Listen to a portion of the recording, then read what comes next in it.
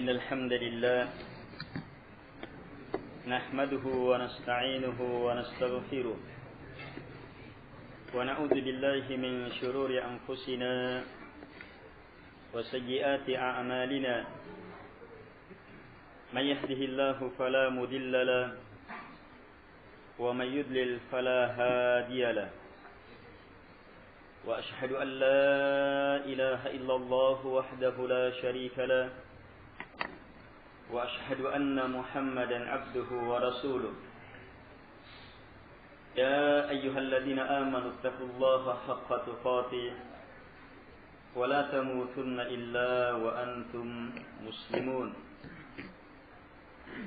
يا أيها الناس اتقوا ربكم الذي خلقكم من نفس واحدة وخلق منها زوجها وبث منهما رجالا كثيرا ونساء واتقوا الله الذي تساءلون به والأرحام إن الله كان عليكم رقيبا يا أيها الذين آمنوا اتقوا الله وقولوا قولا سديدا يصلح لكم أعمالكم ويغفر لكم ذنوبكم ومن يطع الله ورسوله فقد فاز فوزا عظيما أما بعد فإن أصدق الحديث كتاب الله وخير الهدي هدي محمد صلى الله عليه وعلى آله وسلم وشر الأمور محدثاتها وكل محدثة بدعة وكل بدعة ضلالة وكل ضلالة في النار. Jamaah pengajian yang dimuliakan oleh Allah Subhanahu wa taala. Kita sungguh bersyukur kepada Allah Subhanahu wa taala dengan nikmat yang Allah Subhanahu wa taala limpahkan kepada kita. Sungguh nikmat demi nikmat darinya sangatlah besar, sangatlah banyak, yang mana tidak akan mungkin lagi kita mampu menghitung-hitung nikmat itu. Karena itulah di kesempatan seperti ini kami mengingatkan diri kami dan kepada jamaah akan kewajiban bersyukur kepada Allah Subhanahu wa taala. Kemampuan seorang hamba mensyukuri nikmat adalah kebaikan yang sangat besar.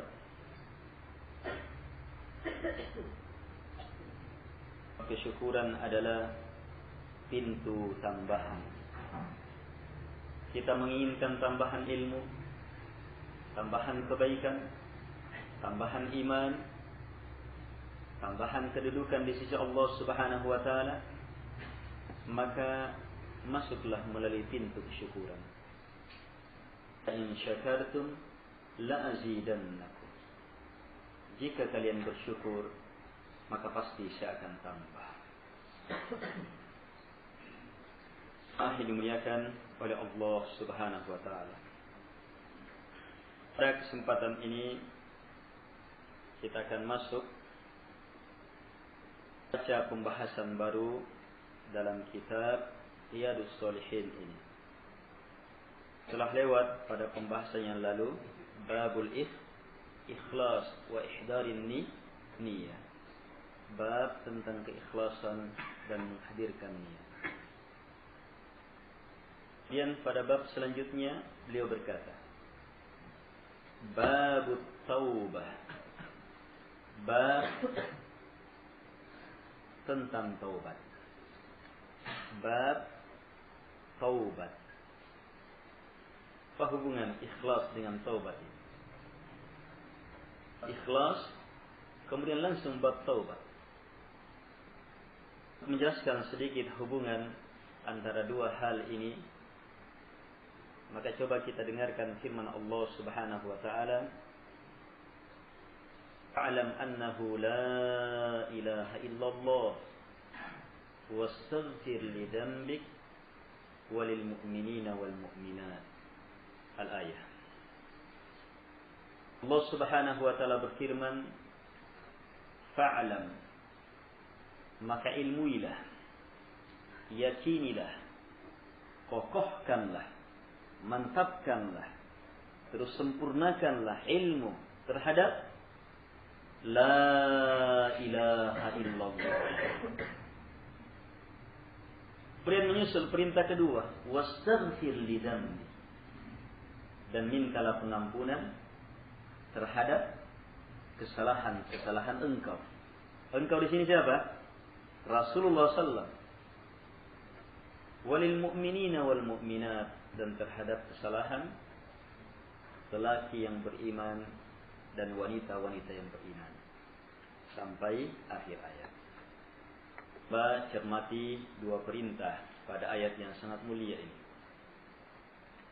Ayat ini terdapat dua perintah. Perintah pertama, perintah berilmu akan la ilaha illallah.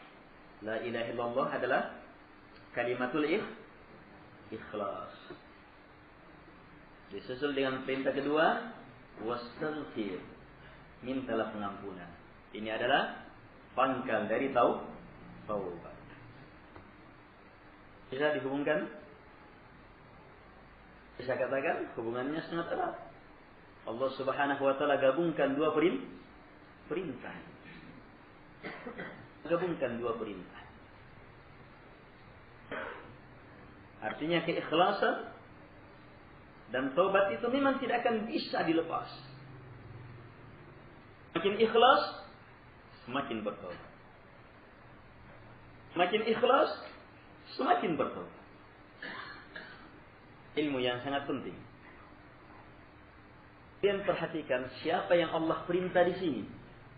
Fa'lam. Satu orang diperintah di sini. Fa'lam, ilmuilah. Iya. Ilmuilah engkau. Engkau di sini diajak bicara oleh Allah Subhanahu wa taala. Siapa dia? Rasulullah sallallahu alaihi wa ala alihi wasallam. Allah memerintah beliau alaihi salatu wassalam untuk mengilmui annahu la ilaha illallah. Padahal Nabi sudah paham? Ya. Nabi sudah meyakininya, mengamalkannya, mendakwahkannya. Wah, hebatnya keikhlasannya Rasulullah. Dan sudah banyak sahabat yang berada di atas nilai-nilai ini. Tapi kenapa masih diperintah? Karena keikhlasan itu, la ilaha illallah itu sangat luas. Dan keluasannya bisa tergambarkan dalam pembahasan sebelumnya. Luas sekali luas. Astaghfir li dzambi. Istighfar. Padahal apa dosanya Nabi? Yang semua dosanya Nabi SAW, kalaupun ada, itu sudah dia maafkan. Tapi tetap disuruh istighfar. Ini menunjukkan apa? Istighfar itu luas pula. Rasulullah SAW tidak bisa lepas dari keikhlasan dan istighfar, tidak bisa dilepas dari perintah ini. Maka siapa dari umatnya yang menganggap dirinya bisa lepas, maka bukan lagi umatnya. Bukan pengikut setia Rasulullah SAW. Justru disinilah kehebatan sebagai pengikut. Dan kehebatan Rasulullah justru berada di sini. Ini rahasia kehebatan beliau alaihi salatu wassalam. Kesempurnaan beliau dalam memahami la ilaha illallah, kalimatul ikhlas ini. Dan kesempurnaan beliau dalam beristighfar. Jemaah yang dimuliakan oleh Allah Subhanahu wa taala. Istighfarnya Nabi itu lagi karena kesalahan. Iya. Lagi karena kesalahan. Astagfirullah. Nabi sallallahu itu justru sehabis melakukan amalan-amalan besar. Kenapa istighfar? Istighfar karena melihat amalannya belum seberapa jika dibandingkan dengan apa yang pantas bagi kebesaran dan kemuliaan Allah Subhanahu wa taala. Istighfar yang menggugurkan ketakaburan. Istighfar yang didasari oleh kesadaran hamba akan siapa dirinya. Inilah sosok manusia yang paling sempurna ilmunya. Semakin sempurna ilmu seseorang, semakin tahu keadaan dirinya. Semakin tunduk dan rendah. Sebaliknya, semakin kacau ilmu seseorang, maka akan semakin jauh dari melihat dirinya. Tidak pandai melihat cacat pada dirinya, justru cacat-cacat pada orang yang akan menjadi pembicaraannya. Kekacauan dalam ini. Jemaah dimuliakan oleh Allah Subhanahu wa taala. Ikhlasan dan istighfar sangat luar biasa.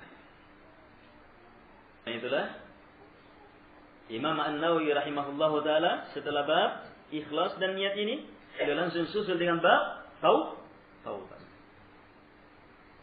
Bisa dilepas. Dua amalan ini satu. Sisi lain, orang yang memahami keikhlasan, maka apa? Pasti akan segera bertaubat. Mengantar hamba untuk bisa menyadari kesalahannya adalah kekuatan tauhidnya, kekuatan taubatnya, kekuatan keikhlasannya. Bisa menyelamatkan hamba adalah kekuatannya. Lihat kisah Nabi Yusuf. Kadzalika linasrifa anhu as-su' wal fahsya innahu min ibadina al-mukhlasin. Demikianlah kami selamatkan beliau alaihi salatu wassalam dari as-su' wal fahsya, dari kejahatan, dari kekejian, ajakan-ajakan wanita yang awalnya satu kemudian bertambah banyak. Allah selamatkan. Apa sebabnya? Innahu min ibadina al-mukhlasin. Sungguh dia termasuk dari hamba-hamba kami yang diberi keikhlasan. Keikhlasan adalah kekuatan yang mampu melahirkan taubat. Jelas hubungannya? Tidak boleh tidak. Istighfar itu adalah jenjang awal perjalanan hamba kepada Tuhannya. Tobat dulu. Kemudian di tengahnya ada istighfar lagi. Dan di akhirnya juga tetap istighfar. Istighfar. Kalau di awal jelas ya. Sebelumnya kafir, tobat dulu kan? Baru bisa Islam ya. Tobatnya dengan apa? Dengan la ilaha illallah. Coba lihat hubungannya. Sebelumnya pelaku syirik, taubat, baru bisa masuk. Dengan apa? Dengan la ilaha illallah. Sebelumnya ke pelaku bid'ah, taubat dengan apa?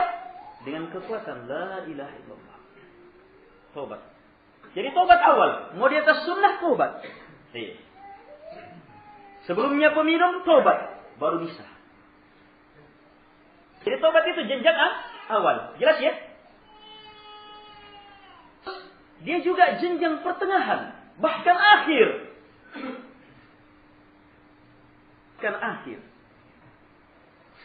Lihat sehabis sholat, petunjuk Rasulullah di antaranya apa? Di antara pikirnya apa? Istighfar 3 kali. Padahal habis sholat ini. Bukan habis melakukan dosa ini. Kenapa istighfar? Termasuk sholatnya Nabi? Bahkan Nabi contohkan. Di jenjang akhir. Lebih hebat lagi lihat langsung Rasulullah SAW dalam perjalanan beliau sebagai Nabi dan Rasul Allah Subhanahu wa taala yang sangat-sangat mulia. Hari berganti, pekan berganti, kecuali bertambah ilmu, iman, kesempurnaan beliau alaihi salatu wassalam. Dan akhir-akhirnya itu puncak-puncaknya pada Fathu Makkah. Kemenangan. Ternyata dalam kondisi kehebatan ini, perintah yang muncul adalah perintah istighfar. Idza jaa nasrullahi wal fath. jika telah datang pertolongan Allah dan al-fath, kemenangan. Wa ra'aitan nasa yadkhuluna fi dinillahi afwaja. Kamu sudah melihat manusia masuk ke dalam agama Allah Subhanahu wa taala afwaja, berbondong-bondong. Afwaja, jamaah demi jamaah, suku demi suku, kelompok demi kelompok. Iya, bukan lagi orang per orang. Iya, terang-terangan. Iya. Dan banyak. Kalau sebelumnya satu orang sembunyi-sembunyi. Ini afwaja sudah. Bagaimana setelah itu? Wa ra'aitan nasa yadkhuluna fi dinillahi afwaja. Apa kata Allah Subhanahu wa taala? Memerintahkan rasulnya ketika rasulnya SAW telah sampai pada puncak ini, fasabbih bihamdi rabbik. Fasabbih bihamdi rabbik. Sucikan dan terus puji Rabbmu. Ini dua ilmu untuk masuk ke dalam yang selanjutnya, yang terakhir. Wastaghfir, dan mintalah pengampunan. Padahal tujuannya diutuskan sudah berhasil. Iya, sukses besar, kemenangan besar, kemuliaan besar. Tapi ternyata akhirnya wastaghfir, minta pengampunan. Innahu kana tawwaba. Sungguh dia Allah betul-betul maha memberikan ampunan. Coba lihat. Ini apa ini? Istighfar di jenjang akhir. Di sini kita bisa pahami pada ayat ini.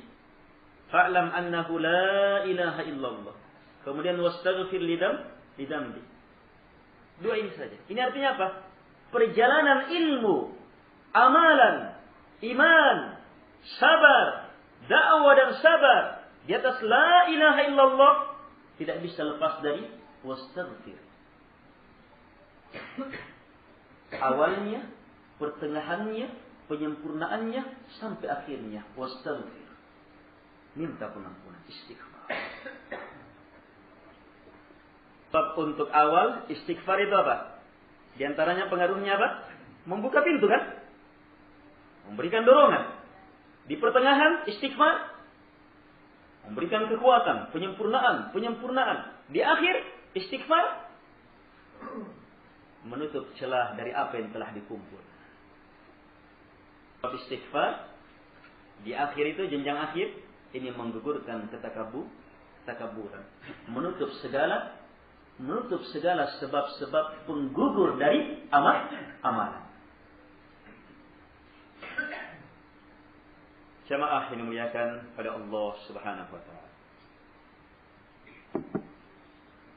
Fa'lam annahu la ilaha illallah.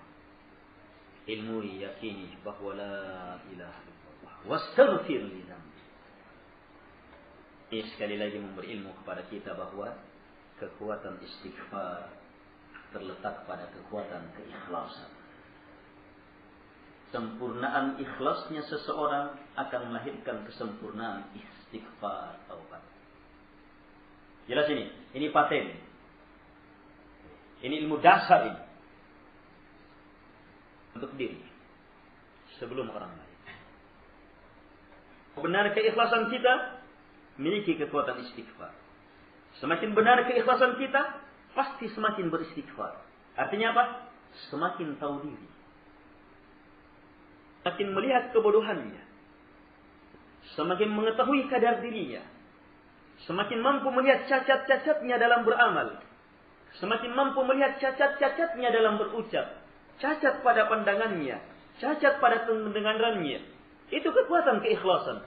Sebab keikhlasan itu diantara sifatnya sesuatu yang teramat putih. Teramat putih. Ibnu Qayyim membahasakannya seperti itu. Sesuatu yang paling putih, yang paling bersih, yang paling jernih, yang paling dalam segala yang sekecil apapun noda pasti nampak. Kita punya baju yang baru betul putih ya. Kalau ada setitik debu, debu sedikit terlihat itu. Iya. Tapi kalau baju sudah lama ini dipakai ya debunya jadi hiasan sudah. Tidak terlihat. Tapi kalau baju baru betul terlihat betul. Itu apa? Kekuatan ikhlas. Dan itu yang diperlukan dalam istighfar. Gimana orang mau istighfar sementara tidak melihat cacatnya? Bagaimana orang mau istighfar sementara tidak mengetahui kesalahannya? Tidak akan bisa. Apalagi istighfar tingkat tinggi. Oh, luar biasa. Gugur betul ketakaburan itu. Habis melakukan ibadah besar. Puncak kehebatan Nabi Muhammad SAW. Ternyata perintahnya apa? Wastaghfir. Minta pengampunan. Gimana kita bisa memahami istighfar di situ? Kita bisa memahaminya melalui sabda Nabi SAW yang lain. Nabi SAW bersabda, "Ahsi thana'an 'alaik, anta kama atnaita 'ala nafsi." Kata Nabi SAW dalam salat, satu potongan doa, saya ya Allah tidak bisa membatasi pujian, pembesaran, pengagungan kepadamu. Nabi tidak bisa. Hebatnya itu Nabi dalam mengenal, meyakini, mengimani, mendekatkan diri kepada Allah. Sempurna, luar biasa. Itu pun apa kata Nabi? Saya tidak bisa batasi. Hebatnya, tingginya, saya tidak bisa. Terus siapa yang bisa? Anta kama asnaita ala nafsik. Engkau ya Allah, sebagaimana engkau puji dirimu, baru bisa. Berarti apa? Kalau kita paham ini, sehebat apapun amalan kita, maka yang kita lihat adalah kurang. Bisa? Kalau bisa melihat kurang, astagfirullah. Itu istighfar. Tingkat tinggi. Kita bisa pahami? Sekedar memahami ilmu ini sudah merupakan anugerah besar. Apalagi kita bisa menjaganya, mengamalkannya. Sangat luar biasa dalam membersihkan diri. Ini membuka cacat, akan memperlihatkan celah-celah kita.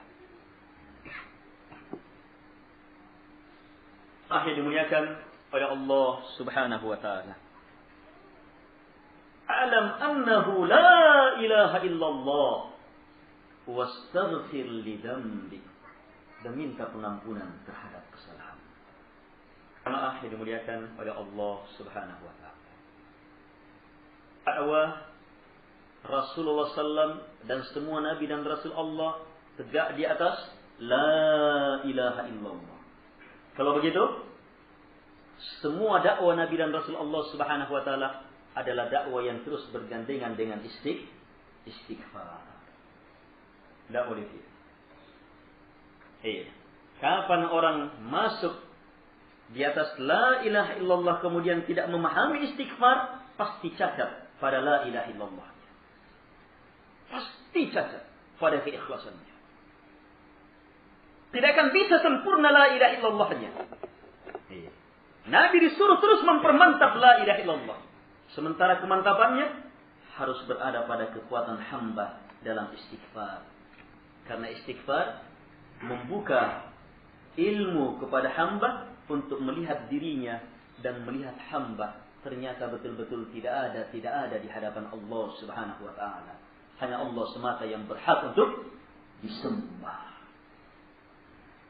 Ketika seseorang menerima ilmu dengan nilai ini, maka akan semakin menggugurkan ketakaburannya. Dia akan semakin merunduk, semakin merunduk, semakin merunduk. Ucapannya akan semakin terkontrol. Kekuatannya dalam menjaga emosinya akan semakin kuat. Kehebatannya dalam menekan amarahnya akan semakin benar. Prinsipnya adalah khudil afwa wa a'rid 'anil jahilin. Ambillah jalan maaf dan berpalinglah dari orang-orang yang bodoh. Kalau kamu ikuti, kamu akan ikut bodoh. Yang dimuliakan oleh Allah Subhanahu wa taala. Jadi ini sedikit pembahasan hubungan bab yang pertama dengan bab taubat. Kata beliau, babut taubah. Al-ulama, at-taubatu wajibatun min kulli dhanbin. Fa in kanat al-ma'siyatu bainal 'abdi wa bainal Allah ta'ala la tata'allaqu bi haqqi adami, falaha thalathatu syurut. Berkata para ulama, taubat itu hukumnya wajib terhadap semua dosa. Dosa karena hati, lisan, anggota tubuh, melalui harta, pandangan, pendengaran. Wajib terhadap semua dosa. Apakah dosa yang berhubungan dengan hamba dengan Allah? Hamba dengan sesama hamba. Wajib terhadap semua dosa. Taubat. Dan beliau urai, fa in kanatil ma'siyatu, jika maksiatnya antara hamba dengan Allah, la tata'allaqu bi haqqi adami, tidak ada hubungannya dengan haknya anak cucu Adam. Memang langsung kesalahan dia. Misalnya kesalahan yang berhubungan dengan sholatnya. Ini kan tidak ada dengan hubungan dengan yang lain. Langsung kepada Allah Subhanahu wa taala dia bersalah. Maka kata beliau, falaha thalathatu syurut, taubatnya harus dengan 3 syarat. Pertama, ahaduha ayyuqli'a 'anil ma'siyah. Dia melepas diri dari maksiat itu. Satu. Kalau dia bilang tobat, tapi masih terlaksana, itu dusta. Tobat dari ghibah. Saya tobat, tapi terus berghibah. Tobat dari mencaci maki, tapi terus mencaci maki. Dia tobatnya, ketika dia menggibahi seseorang, orang itu marah, akhirnya dipukul. Tobat sudah. Tapi ghibahnya terus lanjut, berarti thalathatu syurut, 3. Ayyuqli 'anil ma'siyah. Dia harus melepas diri dari maksiat. Yang atsani ayyandama ala fi'liha. Menyesal betul terhadap perbuatan itu. Kalau ada orang sudah tidak melakukannya, tapi penyesalannya masih ditanyakan. Harus menyesal. Ini kekuatan hatinya, batinnya. Kalau yang pertama kan dia tinggalkan. Dia tidak mengucapkan, dia tidak mau lagi. Tetapi menyesal atau tidak? Betul-betul menyesal dari dosa. Betul-betul dia mampu melihat bahwa dosa itu menjijikkan. Kenapa? Dia mampu lihat bahwa dosa itu betul-betul sangat mengerikan. Menyesal. Al-thalith, yang ketiga, ayya'azama an la ya'uda ilaiha abada. Lahir azam, tekad, tidak akan pernah kembali melakukannya. Ketiga, fa in fuqida ahadu thalatha, kata Syekh, jika satu dari 3 ini hilang, lam tasihha taubatuhu, taubatnya tidak benar.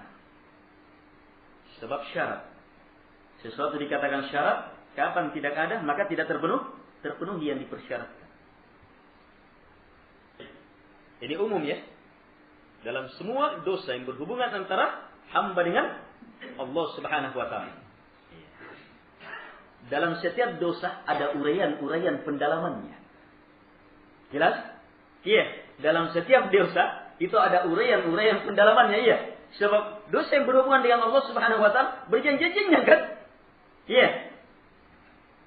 Tentunya berjenjang-jenjang pula bagaimana proses berlepas dari dosa itu. Proses penyesalannya, proses tekadnya untuk tidak akan mengulanginya. Tiga ini tidak akan bisa kecuali hanya dengan kekuatan keikhlasan. Jelas? Tiga ini tidak akan bisa kecuali hanya dengan kekuatan apa? Keikhlasan. Kekuatan keikhlasan. Ikhlasan hamba yang akan menyebabkan dia berlepas dari maksiat itu. Menyesalinya. Bertekad untuk tidak kembali padanya. Itu keikhlasan. Dan keikhlasan pangkalnya di mana? Pada kekuatan hati, ilmu yang mengarah kepada cinta murni kepada Allah Subhanahu wa taala. Harapan murni tulus hanya kepadanya, takut murni hanya kepada Allah Subhanahu wa taala. Jangan cacat pada tiga itu. Sebab sebagian orang ada yang kekuatan harapannya yang dominan sehingga tidak takut. Akhirnya tobatnya cacat. Iya.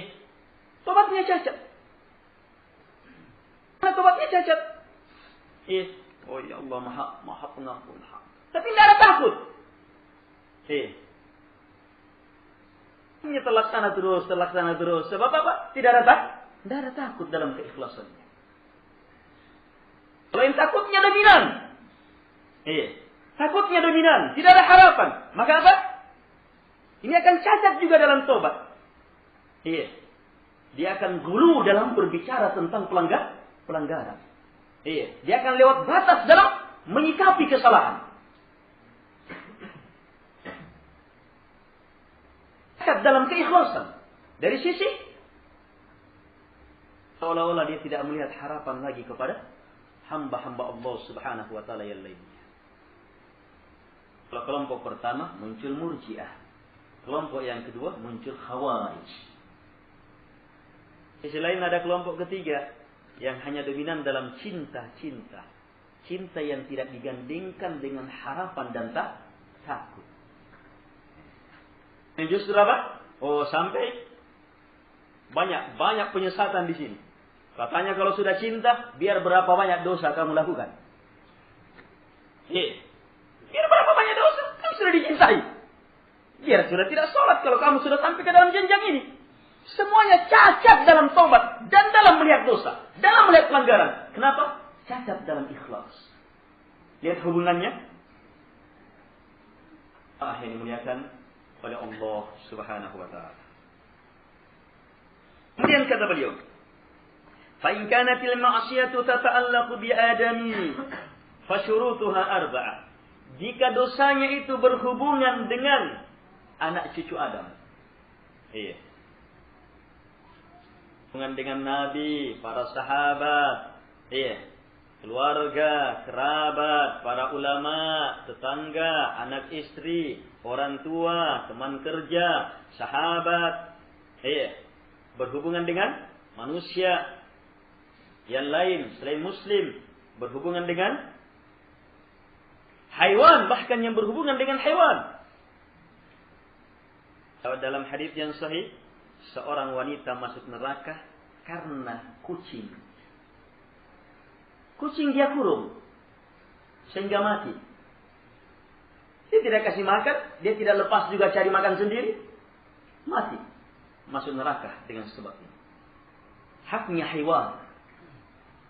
Coba lihat. Syaratnya ada 4 syaratnya. Kalau berhubungan dengan, ya sekarang di sini saya tegaskan hanya adami. Hanya kita sebutkan juga ada yang berhubungan dengan hewan. Ini dengan anak cucu Adam. Syaratnya ada 4. Kata beliau, hadhihi thalatha. Yang 3 ini. Yang pertama, apa yang 3 itu? 1. Lepas dari perbuatan. Yang kedua, menyesali betul. Yang ketiga, bertekad tidak akan. Yang keempat, wa ayyabra'a min haqqi sahibiha. Dia harus berlepas dari haknya orang yang dia dosai itu.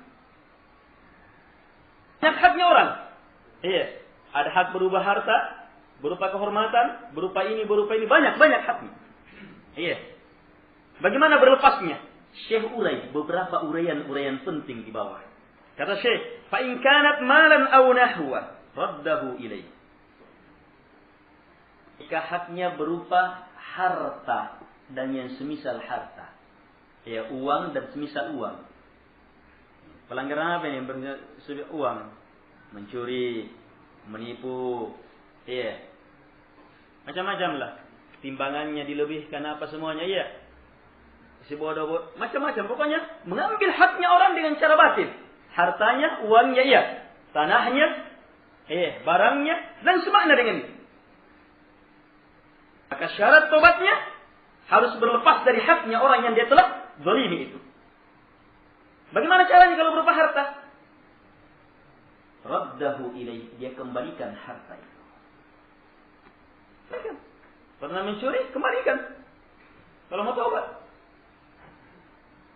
Makin besar, semakin besar. Kembalikan. Ini berhubungan dengan harta. Ini globalnya ya. Ada beberapa rincian di situ. Iya. Baik, kita baca ini. Wa in kana hadda qadfin wa nahwi. Jika pelanggarannya, maksiatnya berupa tuduhan. Iya. Kamu mencuri, kamu berzina, kamu begini. Padahal dusta, dia tidak begitu. Akhirnya dia dihukum karena begitu. Dituduh seperti itu. Ini banyak di pengadilan. Iya.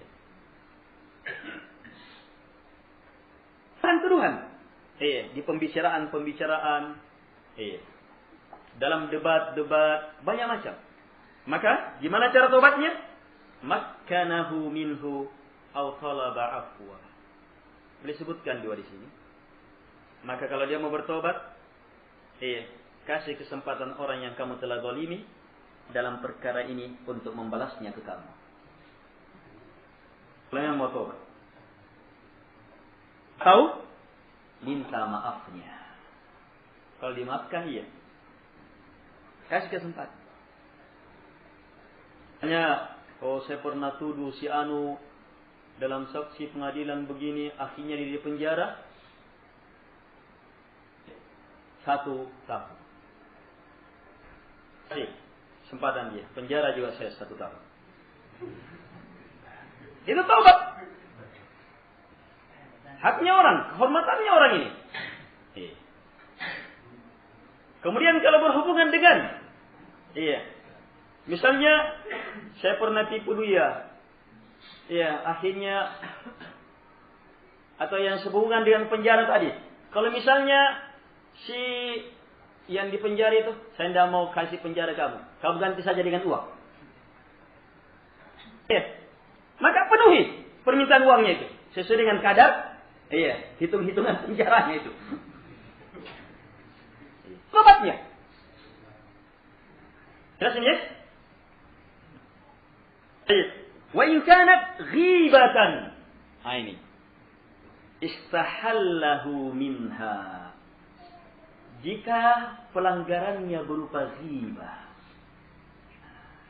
Ini lebih mengerikan. Ghibah. Kata Nabi, ghibah, dzikruka akhaka, kamu sebut saudara kamu dalam keadaan dia yakrah, tidak suka. Ghibah itu seperti memakan daging saudaranya. Tobatnya adalah istahal. Dia minta kehalalannya. Ini ada bagaimana? Ini ada perselisihan juga di sini. Kalau memungkinkan dia minta dan tidak ada doror, maka tidak mengapa. Maafkan saya pernah ghibahi kamu. Maafkan ya, saya pernah ghibahi kamu karena apa? Maafkan saya sebab saya pernah ghibahi kamu. Akhirnya apa? Dimaafkan. Karena apa? Dia sudah teman akrab misalnya. Dia tahu kalau saya sebutkan dia pernah ghibahi, dia tidak akan marah. Maka bagus. Tetapi kalau misalnya yang dighibahi itu tidak tahu menahu bahwa dia dighibahi misalnya. Dan kalau kita sampaikan bahwa saya pernah ghibahi, bisa muncul padahal ini sudah mau taubat ini. Kalau disampaikan justru muncul permusuhan baru. Maka apa? Jangan sampaikan. Mau taubat. Terus haknya dia, kamu bersihkan namanya di tempat yang kamu ghibahi dia. Takkan ampunan dia. Ya Allah, ampuni saudaraku itu. Ya Allah, ampuni saudaraku itu. Sebentar.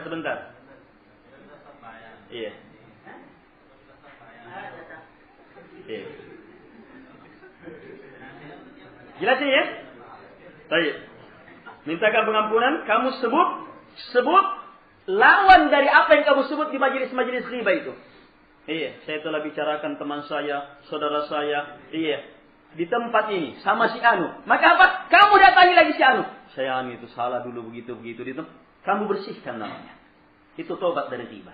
Kalau tidak, kalau antara kamu saja dengan Allah, kemudian kamu tidak bersihkan namanya, itu belum sempurna tobatnya. Di hari kemudian, akan dimintai pertanggungjawab. Kemudian kata beliau, wa yajibu an tatuba min jami'id dunub. Hukum lainnya, wajib bertobat dari semua dosa. Fa in taba min ba'daha, sebentar. Fa in taba min ba'daha. Perhatikan hukum ini. Sahhat taubatuhu inda ahli al-haqqi min dzalika ad-dam wa baqiya alayhi al-baqi. Perhatikan ini, hukum yang terakhir ini. Ada perselisihan. Syekh katakan begini. Asalnya wajib tobat dari semua dosa. Jika dia bertobat hanya pada sebagian dosa. Sebagian dosa, misalnya apa? Orang ini peminum, penipu, pelaku syirik. Biasanya bid'ah ikut-ikut juga. Dia tobat dari kesyirikan, tobat dari bid'ah, tapi masih minum. Mungkin minuman saja nanti diharamkan kapan di zamannya Nabi Sallallahu. Kalau orang sudah tegak tauhid, masih sudah sholat, tapi masih minum. Prosesnya lama. Masih minum. Apakah tobatnya diterima? Tobatnya diterima yang pertama. Tinggal bagaimana dia memperbaiki tobatnya yang tersisa itu terhadap dosa yang lainnya. Sebagian ulama berpendapat dosa yang satu dengan dosa yang selainnya itu terikat. Tobat dari dosa ini harus tobat dari dosa itu.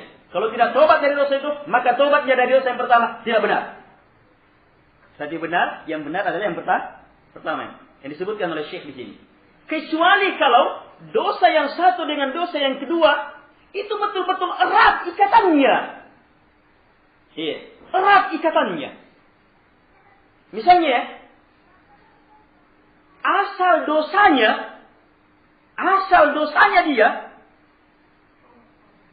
suka memenuhi hawa amarahnya. Ini asal dosanya. Tunduk terhadap kekuatan marahnya. Akhirnya apa? Dia memukul orang. Tobat dari memukul. Sementara dia tidak tobat dari memperturutkan amarah. Ini tidak benar tobat. Tidak ada sekarang, tidak ada pertanyaan. Saya orang bodoh. Orang bodoh. Iya, saya orang bodoh. Sudah.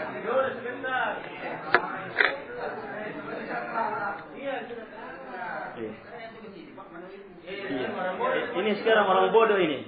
Tidak bisa menjawab pertanyaan. Iya. Sudah. Itu praktisnya saja seperti itu. Baik, jelas ya? Kata Syekh, wa baqiya alaihi al-baqi. Dosa lainnya. Jadi kalau ikatannya erat sekali, tidak bisa.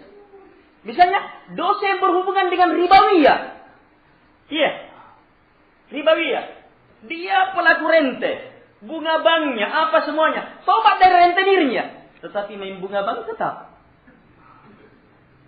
Ini tobatnya. Iya, dari rentenir.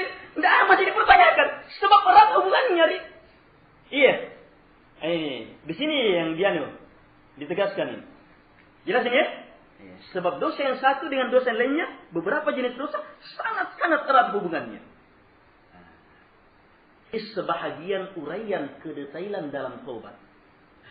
Yang mana sedikit dari perkara ini sudah membuka ilmu bagi kita bahwa bertobat itu jamaah perlu betul kekuatan ilmu, kesadaran, kesungguhan, doa yang semuanya bersumber dari kekuatan keikhlasan.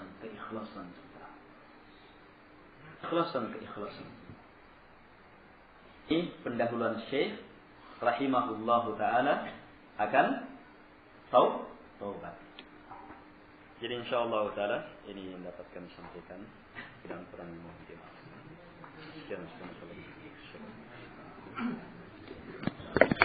Ada pusing.